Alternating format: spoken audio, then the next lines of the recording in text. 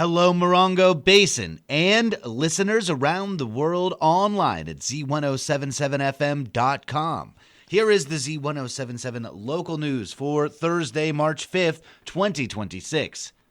A fatal collision between a motorcycle and a pedestrian closed 29 Palms Highway in 29 Palms yesterday morning. At around 3:47 a.m. on Wednesday, San Bernardino County Sheriff's deputies responded to a report of a collision on 29 Palms Highway near Mesquite Springs Road in 29 Palms. Deputies say the motorcycle rider was responsive and taken to a local hospital. They say the pedestrian was found unresponsive with severe injuries. First responders gave CPR, but the pedestrian was pronounced dead at the scene. The identity of the deceased has not yet been released by the San Bernardino County Sheriff Coroner's Office. The investigation is ongoing. Z107.7 will provide updates to this story as we learn more. A 13-year-old on a pit bike led deputies on a mile-long pursuit through Yucca Valley before the juvenile crashed.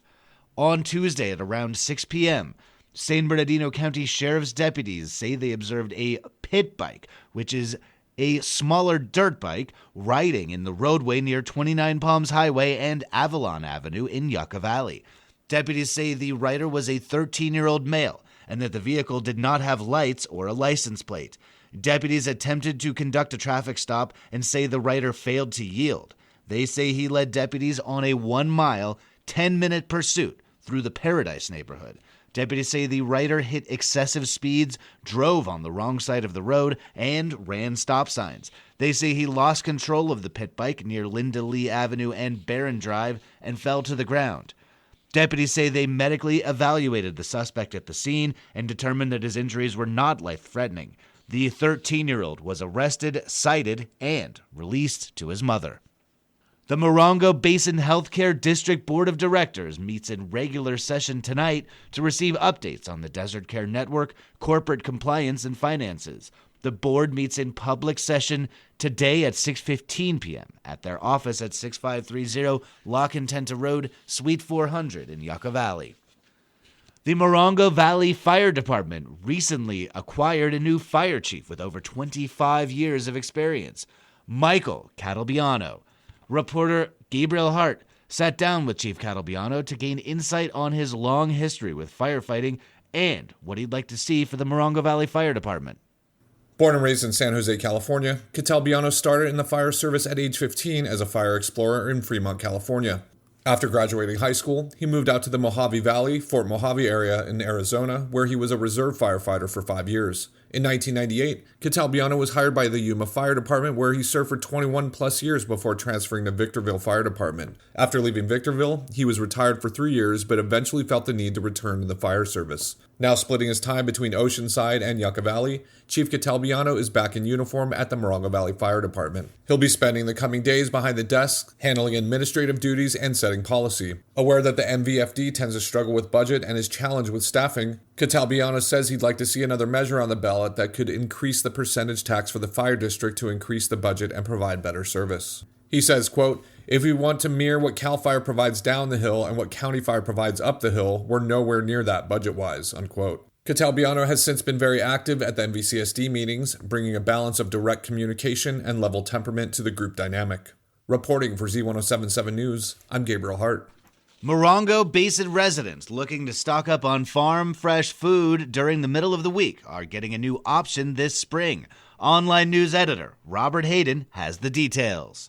Yucca Valley's Farmers Market has a name, launch date, and an operator. On Wednesday, April 22nd, the Certified Farmers Market at Founders Plaza will hold a grand opening celebration for the highly anticipated outdoor bazaar. It's being run by Lori Herbel, who runs the Joshua Tree Farmers Market on Saturday mornings. Back in October of last year, 2 vendors submitted proposals for a Yucca Valley Farmers Market.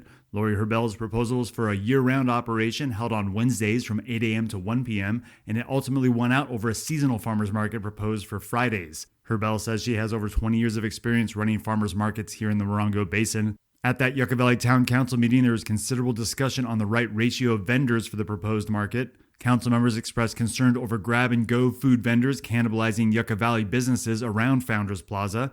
The new plaza and site for the farmers market is located right off Highway 62 and Elk Trail in Old Town, Yucca Valley.